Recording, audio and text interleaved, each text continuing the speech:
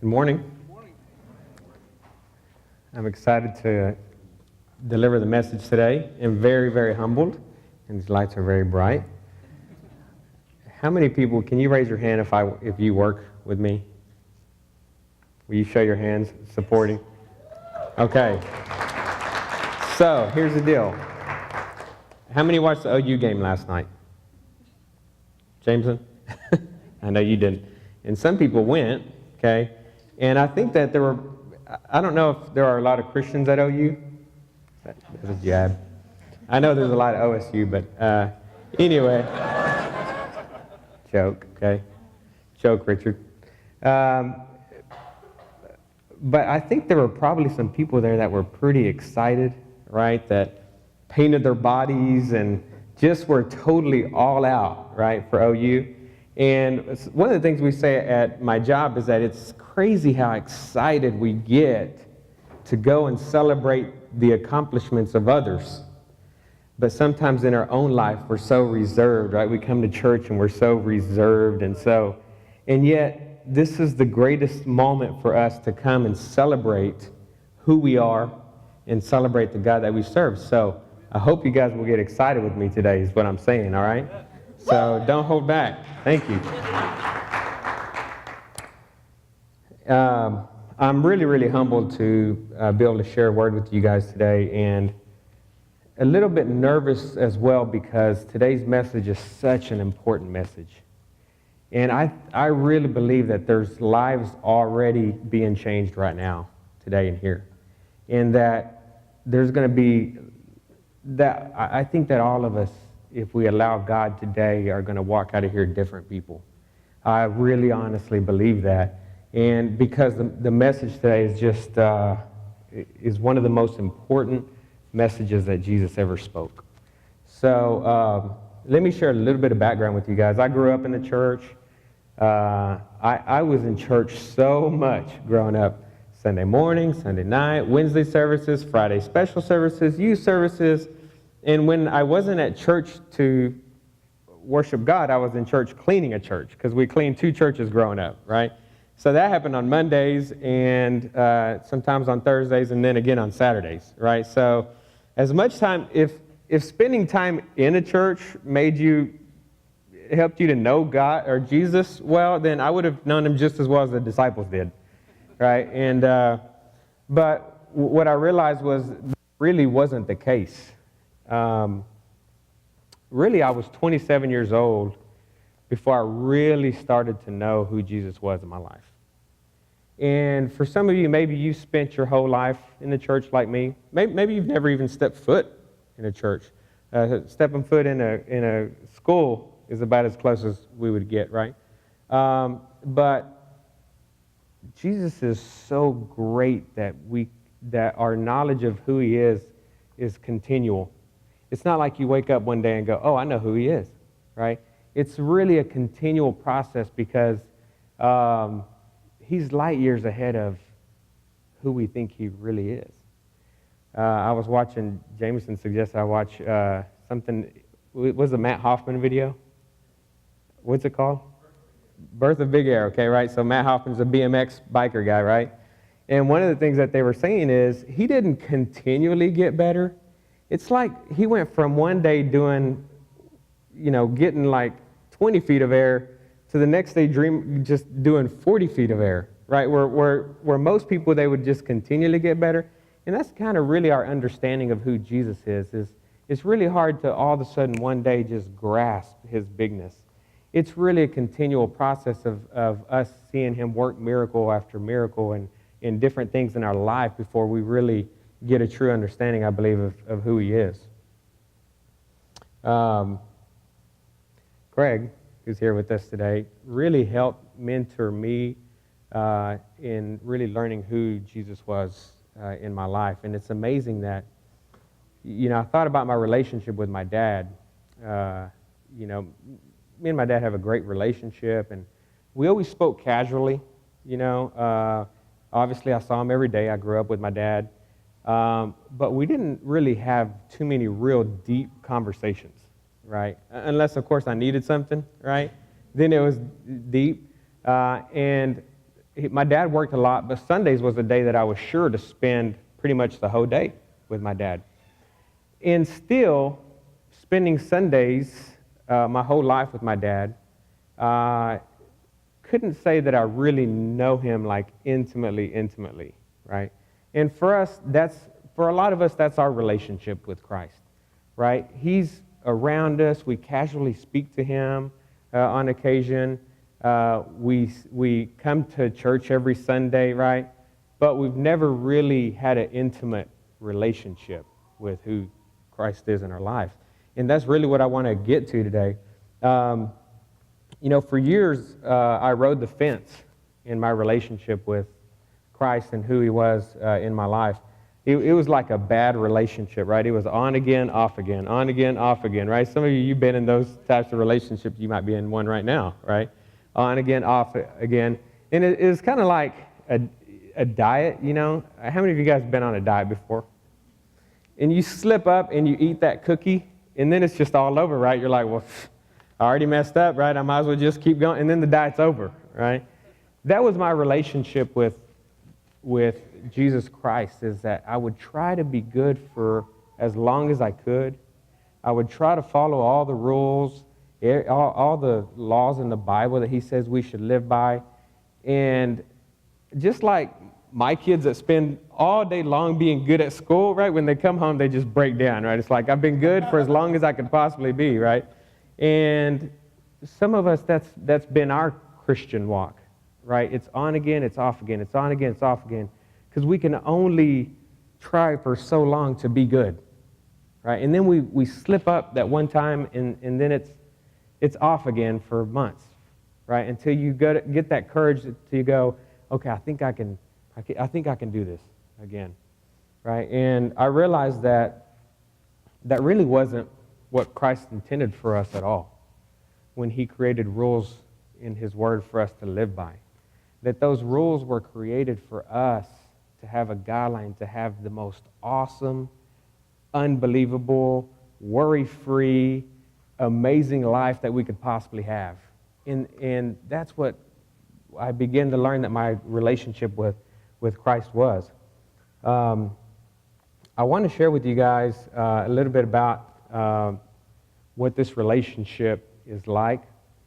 And I hope that after today's message, we may have some understanding, not just in our mind of who God is, because you understand that a lot of us, sometimes we can have an intellectual understanding of who Jesus is, but we may not really understand in our hearts and accept him in our hearts. And I hope today that we can do both. I want to read real quick. If you guys brought your Bibles or your iPads or iPhones or whatever you guys use, and I promised Cindy today that I wasn't going to Bible thump, right? Because I used to preach in Baptist church, right? And so, but I did tell her I might iPad thump because that's what I brought. That was funny. You guys didn't appreciate that. But anyway, looking here in Matthew chapter 16, verses 13 through 17, it says, when Jesus came to the region of Caesarea Philippi, he asked his disciples, who do people say the Son of Man is? They replied, some say John the Baptist, some say Elijah, others Jeremiah, or one of the prophets. But what about you, he asked Peter. Who do you say I am? Simon Peter answered, you are the Messiah, the Son of the living God. And Jesus replied, blessed are you, Simon, son of Jonah, for this wasn't revealed to you by flesh and blood, but by my Father in heaven. Up to this point in history, Jesus really hadn't revealed to other people who he was. But really, he wanted to find out who are people saying that I am. And one of the things I found interesting in verse 13 is he's not really concerned about who the scribes and the Pharisees believe he is, because they were the religious people of the time. He was more concerned about who does the common man say that I am. I don't know if you've ever wondered to yourself, does Jesus really care about what I think or who I think he is? Is it really that important to him Does it really matter what I think? I'm just a man among men, right? Or a woman among women. Does it, or a child among child or young person? Does he really care what I think? And it's interesting that he cared more about what the common person thought than what the religious people thought about him. And so he asked, who do these people say I am? We can see there that they thought he could have been a number of people, right? I think it's verse 14 says, some people thought that maybe he was John the Baptist or Elijah or Jeremiah or one of the prophets.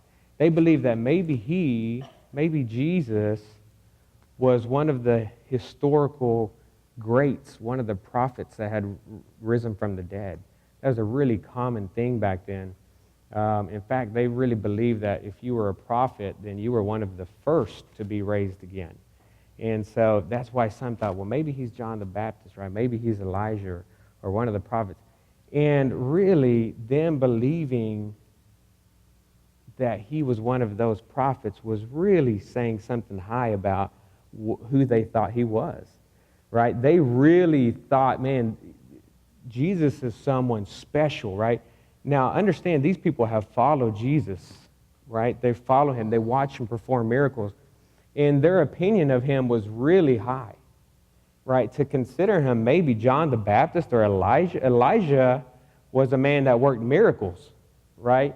And to consider that maybe Jesus was Elijah raised from the dead was really a high opinion of who Jesus was. But let me ask you guys this. Do you guys think it's possible that we could have a really high opinion of who Jesus is and yet it not be high enough? Right? And it's amazing to me what happens. Our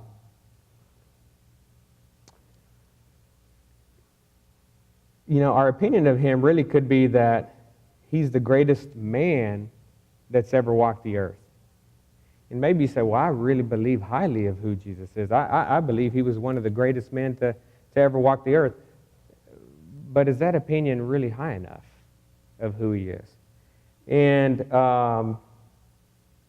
is it possible that we could spend our whole life walking with Jesus or learning about who he is like I did and still really not know him? Really not understand who he is? I believe that you can. When we look in verse 15, Jesus turns to Peter and he asks Peter, who do you say I am? Peter was being asked the most important question that he would ever be asked in his whole life by the most important figure that's ever lived. And do you know that Jesus wants to know from you also, who do you say I am? Right? Jim, he wants to know, Jim, who do you say that I am? Ray, when people ask you, who do you say that I am? What would our answer be? If you bump into Jesus walking outside of the church today, and he bumps into you and says, Mark, who do you tell people I am? What's your answer? Is it, I really don't. To be honest with you, I try not to talk about you because people just get angry when I even mention your name.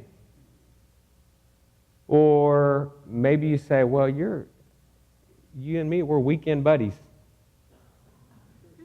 We hang out on Sundays. You're my best weekend buddy, right? What would we say to people if they were to ask us that? Peter did not know, but he would live and die by this question that was asked of him. And I don't think he probably really understood the significance of that question to him at that moment. That his whole life would be surrounded by his answer to that question. And I'm not sure sometimes that I understand or that we understand that our whole life will be surrounded by this one question, by how we, not necessarily how we answer, this question, but what we believe in our hearts the answer to this question might be. He probably wondered, I wonder if Peter thinks, am I the God that performed the miracles in your life? Am I the God that gives you peace? Am I the God that gives you wisdom? Am I the God that created you and loves you and has walked with you? Am I the God of grace? Am I the God that forgives you on a daily basis? It's really a difficult question, right? And if we had not ever had this story or known Peter's answer, what would our answer be? I would be pretty nervous to get that one wrong. Right? I don't know about you, right? And I think in some way, Jesus was testing the disciples to see how good of a job they were doing of teaching who he was, right? And maybe he would wonder how good of a job we're doing teaching people that. So what does Peter say in verse 16? He says, "You are the Messiah, the Son of the living God." Whew, that would just make me nervous, right? Okay, man, I hope Peter gets this one right, man. There's so many things you could possibly say. He's gonna mess this one up, right? In a few words, he was able to encompass everything that Jesus was. And based on Peter's answer, Jesus said, "You will be the rock upon which I build my church." That's how important that answer was, that over 2,000 years later, Jesus says, your answer was so right about who I am that I'm going to build my church upon that answer that you made. Could Jesus build a church on the answers that we would give him if he were to ask us, who am I?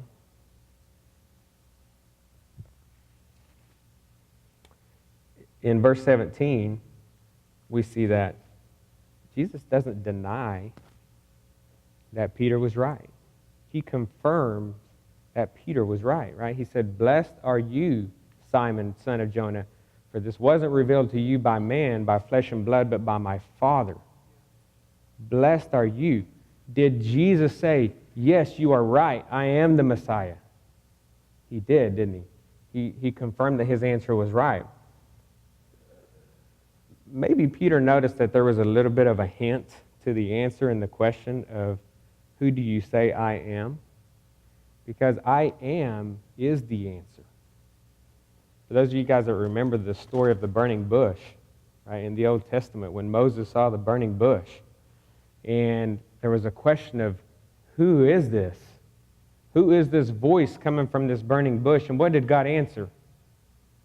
Yahweh, which means I am who I am. Jesus answering, I am the God. I am God in the flesh. He answers that many more times, and I want us to really pay special attention this morning that Jesus said, I am the God. I am God. He says in John 8:23, you are from beneath, I am from above. You are of this world, I am not of this world. John 8:12, he says, I am the light of this world. He who follows me will not walk in darkness, but will walk in light. John 8:58 says, most assuredly I say to you, before Abraham was, I am. John 10:9, it says, I am the door. If anyone enters by me, he will be saved. John 10:11, he says, I am the good shepherd. John 11:25, he says, I am the resurrection and the life. He who believes in me, though he may die, he shall live. John 14:6, he says, I am the way, the truth, and the life. And no one comes to the Father except through me. We go on and on of how many times Jesus proclaimed in the Bible that he was God in the flesh. There's no doubt that Jesus claimed to be God. In fact, he was hung on a tree by the Roman government for claiming to be God. Who else in the history of the world has ever been crucified for saying they were someone? Could you imagine these days? Someone gets the death penalty for saying they were someone? For Peter and the disciples, let me go back. There's really three possible answers to this question, by the way. I think we can all pretty much determine that Jesus said he was God in the flesh. He said it many over and over and over and over and over again. He forgave men of their sins. Who else other than God can forgive men of their sins? And he did it over and over and over. Jesus believed, and Jesus said, in fact, when the priest asked him, "Are you the Messiah?" He said, "I am." And if Jesus believed that he was God, then there's really only three possible answers for who we say Jesus could possibly be.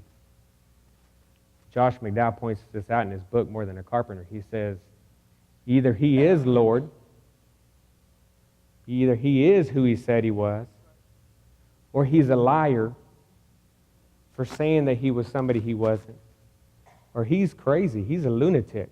He thinks he's God, but he's really not. You see, for us to say Jesus was a good man, or he's a prophet, or he's one of the historical greats is not an option. We're only left with three options. Either he is Lord like he said he was, or he is a liar, or he is a lunatic, crazy for thinking that he was somebody. And the disciples were so convinced because they walked with him and they saw him crucified and they saw him again raised from the dead. In fact, Thomas, the doubter, when Jesus appeared to him, didn't believe, right? And he says, "I got to touch you to believe it."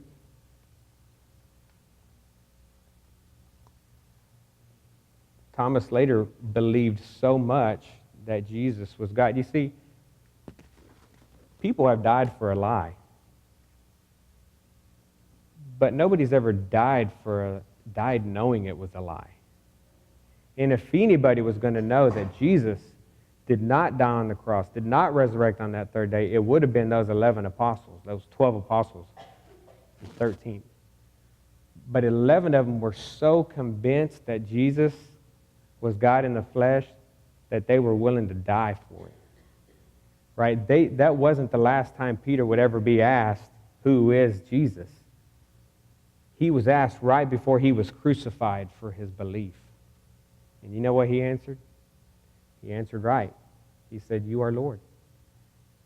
In fact, Andrew was crucified, another apostle. These are the apostles. James, the son of Zebedee, was killed by a sword.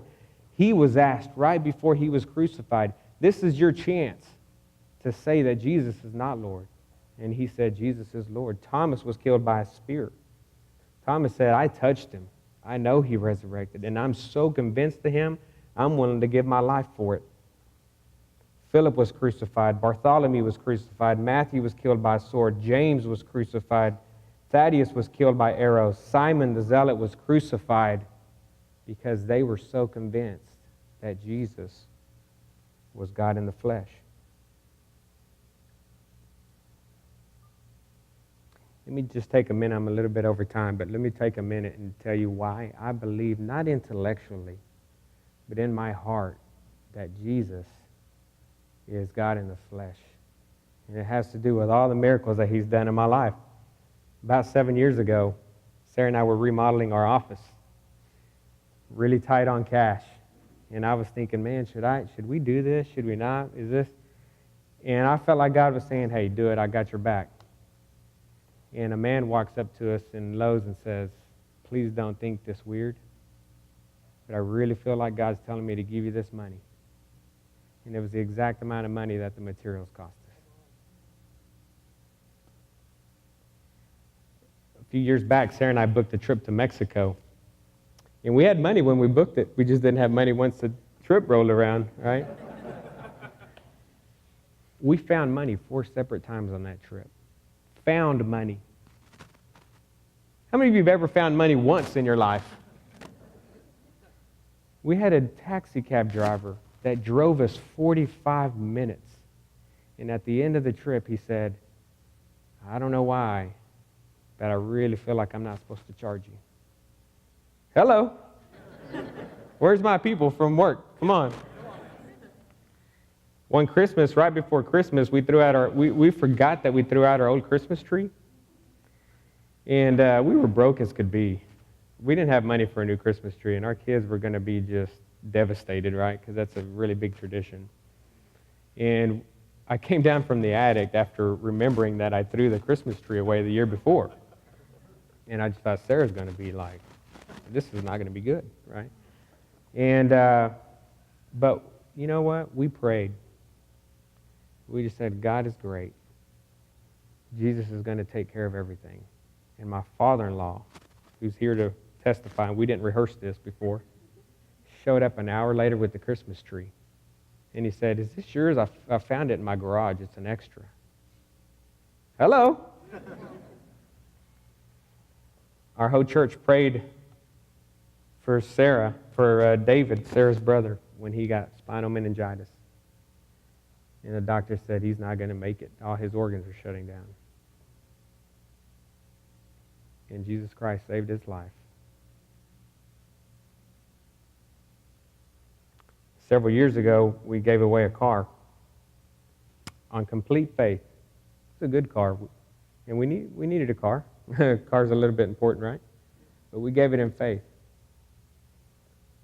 God's prompted people to give us 2 cars since then. And I talked to my dad a few days ago, and he goes, I'm helping him do some investments, and he says, your mom and I really want to buy you a van. And at first I told him, that's crazy. We don't need that. We don't. I guess he feels sorry because we're driving around an old beat up van, right? But I'm like, I don't need more debt, right? Let's just pay off all our debts. And Sarah said, don't steal his blessing. Right? Another time someone showed up with $1,000 at our door when we were completely stressed out, but praying and knowing that God was going to provide an answer for us, right? I wish I had more time because I would go on and on and on about the miracles God's performed in our lives. And that's why I believe that Jesus is who he said he was. I want to show this video real quick by the late Reverend Lockridge. The Bible says, my king is the king of the Jews. He's the king of Israel. He's the king of righteousness. He's the king of the ages. He's the king of heaven. He's the king of glory. He's the king of kings. And he's the Lord of lords. That's my king. I wonder, do you know him? My king is a sovereign king. No means of measure can define his limitless love. He's enduringly strong. He's entirely sincere. He's eternally steadfast. He's immortally graceful. He's imperially powerful. He's impartially merciful. Do you know him? He's the greatest phenomenon that has ever crossed the horizon of this world. He's God's Son. He's a sinner's Savior. He's the centerpiece of civilization. He's unparalleled. He's unprecedented. He is the loftiest idea in literature. He's the highest personality in philosophy. He's the fundamental doctrine of true theology. He's the only one qualified to be an all-sufficient Savior. I wonder if you know him today. He supplies strength for the weak. He's available for the tempted and the tried. He sympathizes and he saves. He strengthens and sustains. He guards and he guides. He heals the sick. He cleanses the lepers. He forgives sinners. He discharges debtors. He delivers the captive. He defends the feeble. He blesses the young. He serves the unfortunate. He regards the aged. He rewards the diligent. And he beautifies the meek. I wonder if you know him. He's the key to knowledge. He's the wellspring of wisdom. He's the doorway of deliverance. He's the pathway roadway of peace. He's the roadway of righteousness. He's the highway of holiness. He's the gateway of glory. Do you know him? Well, his life is matchless. His goodness is limitless. His mercy is everlasting. His love never changes. His word is enough. His grace is sufficient. His reign is righteous. And his yoke is easy. And his burden is light. I wish I could describe him to you. He's indescribable. He's incomprehensible. He's invincible. He's irresistible. Well, you can't get him out of your mind. You can't get him off of your hand. You can't outlive him, and you can't live without him. Well, the Pharisees couldn't stand him, but they found out they couldn't stop him. Pilate couldn't find any fault in him. Herod couldn't kill him.